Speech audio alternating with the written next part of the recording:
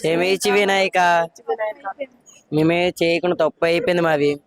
Yeah, అయినా మీరు అలాగా ట్రోల్ చేయడం తప్పుగా.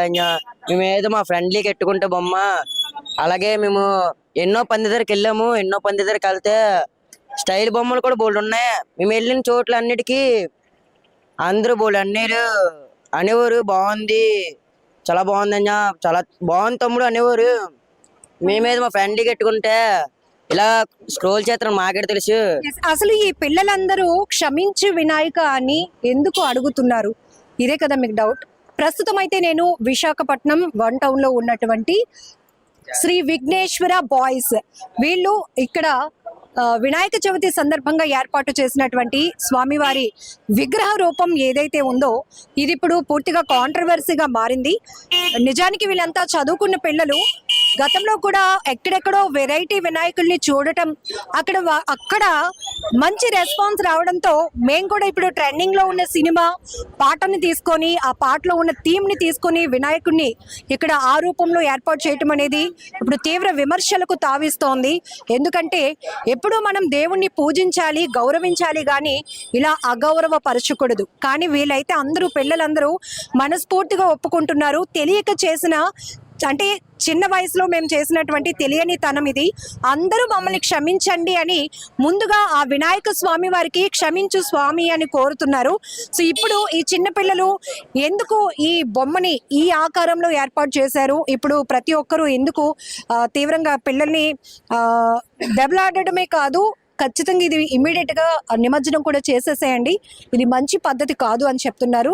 ఖచ్చితంగా మనం చెప్పొచ్చు, వినాయక చవితి అనేటప్పటికీ చిన్నపిల్లల నుంచి పెద్దవాళ్ళ వరకు అందరూ కూడా వాళ్ళ వాళ్ళ స్థాయిలో ఒక యూనిటీగా, ఒక కమిటీగా ఏర్పడి, ఒక 10 మంది అయినా కావచ్చు, 3-4 అయినా కావచ్చు, వాళ్ళ స్థాయిలో వాళ్ళు వినాయక చవితి విగ్రహాన్ని ఏర్పాటు చేసి ఉత్సవాలు చేయాలి అని ఒక సరదా అనమాట ఇదంతా కూడా. సో ఇక్కడ మనం చూస్తున్నాం అంత చిన్న పిల్లల గ్రూప్, దాదాపు ఒక 6 సంవత్సరాలు మొదలై 17 సంవత్సరాల లోపు పిల్లలే, 15 ఇయర్స్ లోపు పిల్లలే వీళ్ళంతా. కాకపోతే మా ఊర్లో మేము కూడా వినాయక చవితి చేయాలి, స్వామివారి విగ్రహాన్ని ఏర్పాటు చేయాలి అని చెప్పారు. సో అయితే వీళ్ళంతా కూడా అల్లు అర్జున్ గారి ఫ్యాన్స్ కాబట్టి ఆ టీమ్ లో వినాయక చవితి చేస్తే అందరూ హ్యాపీ అవుతారేమో అని వీళ్ళు అనుకున్నారు. బట్ ఆ కాన్సెప్ట్ అయితే పూర్తిగా ఫెయిల్ అయింది.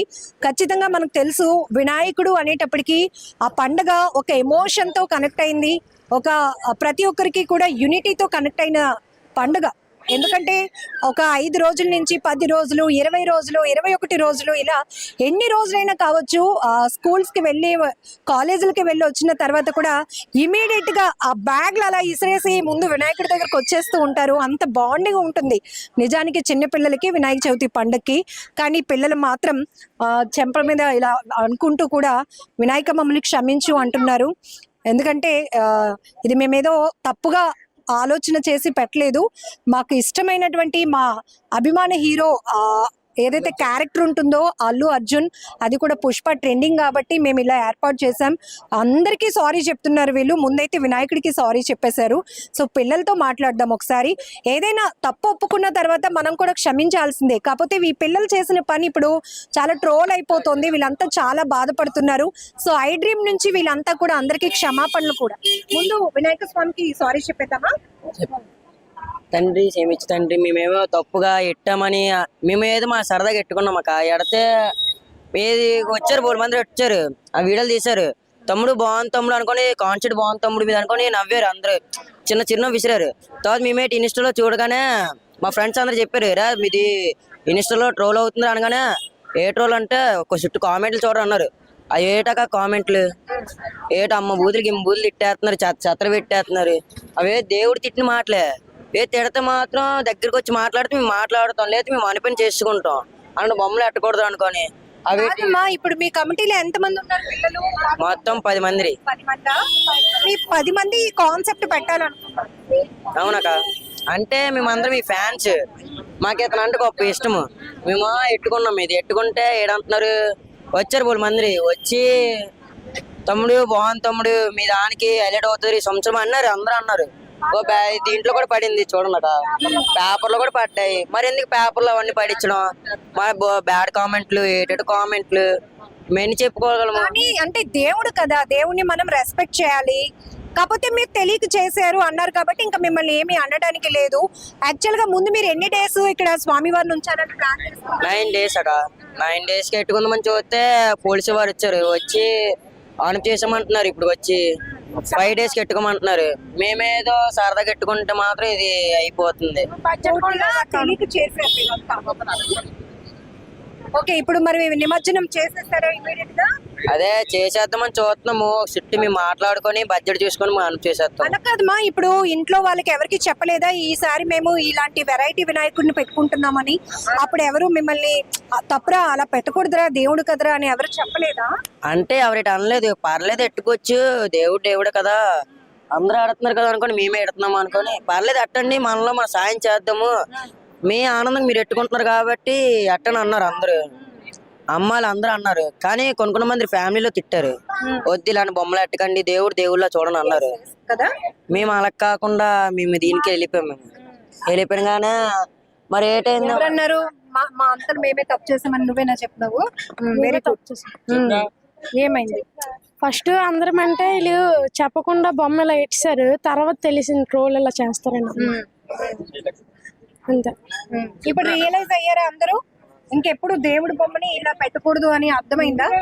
నెక్స్ట్ ఇయర్ ఏం చేద్దాం అనుకుంటున్నారు? నెక్స్ట్ ఇయర్ మంచి బొమ్మ నెక్స్ట్ నీట్ గా వినాయకుడి బొమ్మ ఉన్నట్టు దేవుడి బొమ్మ అందరం కలిసి. సో మనకి తెలిసిన వినాయకుడి రూపం ఎలా ఉంటుందో అలాగనే పెట్టాలి. అయితే మీరు గతంలో ఏవో వెరైటీ వినాయకుళ్ళు ఎక్కడో చూసారు, అందుకే మీరు అలా ప్లాన్ చేశారా? ఏం చూసారు? వజ్ర బొమ్మలు చూసాం, దానివల్ల ప్రభాస్ బొమ్మలు అలాంటి బొమ్మలు వచ్చాయి కదా, అలాంటివి మామూలు కేక్ కోసినవి అంటే స్టైల్ షేట్ బొమ్మలు, ఇవి రాకెట్లు వెళ్ళినవి, అలాంటివి దేశం కోసం చెప్పిన బొమ్మలు కూడా చూసాం. అలాంటి మేము ఈ కాన్సెప్ట్ లో వెళ్ళాము. మేము అలాంటి బొమ్మలు మాకు తెలియదు కదా, ఇంకెందుకు బడ్జెట్ ఎక్కువ అయిపోద్ది మాకు అనుకొని హీరో బొమ్మ ఆడితే మాకు కూడా ఆనందం ఉంటది, సంతోషం ఒకటి, ఫేమస్ అవుతాము, మాకు కూడా ఇది అభిమానము. మాకు అతను అంటే ఒక ఇష్టం మాకి, అందుకే అలా ఎట్టించాము అన్న. ఎంత అయింది ఆ బొమ్మ తయారు చేయడానికి? 15,000 అయిందా? సరే, ఒకవేళ ఆ బొమ్మలు తయారు చేసి అతను కూడా అలాంటివి చేయకూడదని మీకు చెప్పినా అక్కడతో ఆగిపోయి ఉండేవాళ్ళు, లేదంటే మీ ఇంట్లో పెద్దవాళ్ళు చెప్పినా కూడా మీరు అంటే వాళ్ళకి ఎలా తెలుస్తుంది అక్క? మరి మీరు ఆ బొమ్మలు చేసిన మనం ఎంత డబ్బులు ఇస్తే వాళ్ళు చేస్తారు, వాళ్ళు తిండి గడుపులు వాళ్ళు బతుకుంటారు కూడా చెప్పాలి కదా నాన్న. ఎందుకంటే దేవుడి బొమ్మలు వాళ్ళకు కూడా రెస్పాన్సిబిలిటీ ఉంటది. ముందు మీ అమ్మ వాళ్ళు చెప్పినప్పుడు కూడా మీరు వినాలి. ఓకే, మొత్తానికైతే రియలైజ్ అయ్యారు కదా, ఇంకెప్పుడు అలాంటి తప్పు చేయము అని. ఒకసారి మళ్ళీ గణేష్ స్వామిని అందరం సారీ కోరుతామా?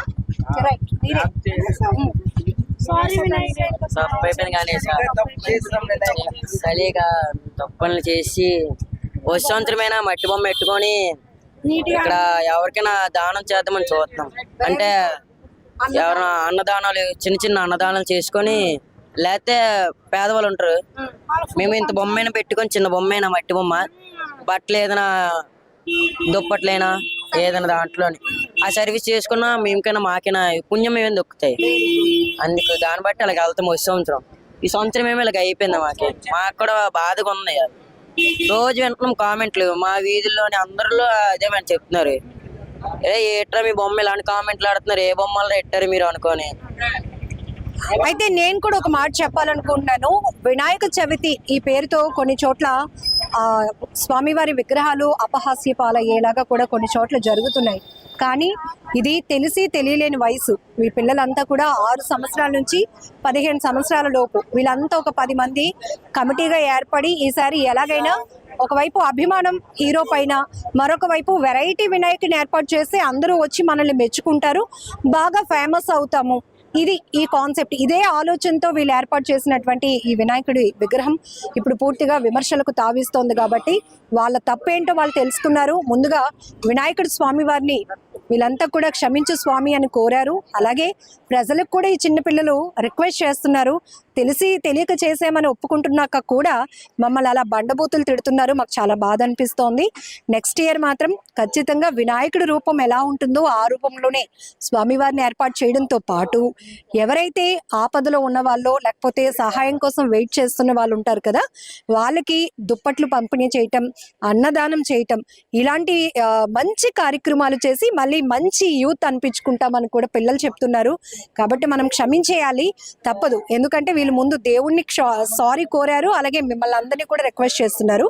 అయితే దీనికి ఫైనల్గా నేను చెప్పాలని అనుకుంటున్నాను, ఒకే వీధిలో 10 దాకా వినాయక మండపాలు కనిపిస్తూ ఉన్నాయి. ఇది మనం అనుకుంటాము 10 మంది ఏర్పాటు చేసుకొని మన స్ట్రెంత్ చూపించుకుంటున్నామని. నిజానికి ఒక ఊర్లో ఒక వినాయక చవితి ఉండేది గతంలో, కానీ అప్పుడు ఊరంతా కలిసి స్వామివారిని ఓన్ చేసుకోవడమే కాదు, చక్కగా అన్నదానాలు కానీ, ప్రసాదాలు పంపిణీ, ప్రసాదాలు తయారీ, ఊరంతా ఏకమయ్యేది. కాబట్టి వినాయక చవితి ఎప్పుడు వస్తుందా, అందరూ ఒక యూనిటీగా సరదాగా గడుపుతామని వెయిట్ చేసేవాళ్ళు ఈ పండగ కోసం. కానీ రాను రాను పరిస్థితులు మారిపోతున్నాయి. 4 ఇళ్ళకి ఒక వినాయకుడు, 5-6 ఇళ్ళు దాటితే మరొక వినాయకుడు. ఏ వినాయకుడు ఆ వినాయకుడు వెరైటీగా కనిపిస్తే వాళ్ళ స్ట్రెంగ్త్ ఇది అని చూపించుకునే ప్రయత్నాలు. బట్ ఇదంతా కూడా చాలా బాధగా అనిపిస్తోంది.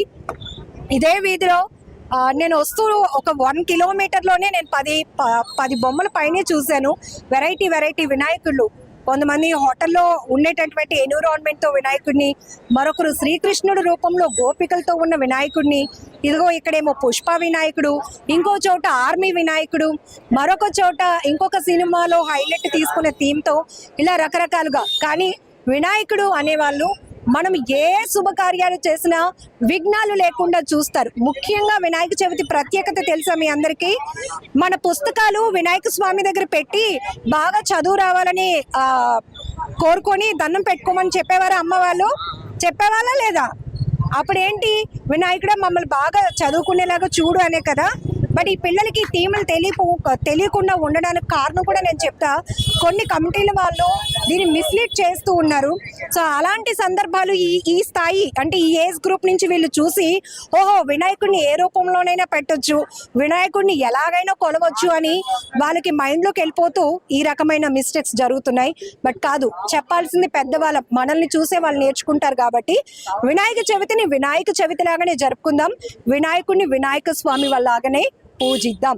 మొత్తానికైతే వీళ్ళు సారీ చెప్పేస్తున్నారు. కాబట్టి నెక్స్ట్ టైం మాత్రం ఖచ్చితంగా అందరి మన్ననలు పొందేలాగే వినాయక ఉత్సవాలు చేస్తామంటున్నారు. కెమెరా పర్సన్ శేఖర్తో Lakshmi, I dream news, Vizag.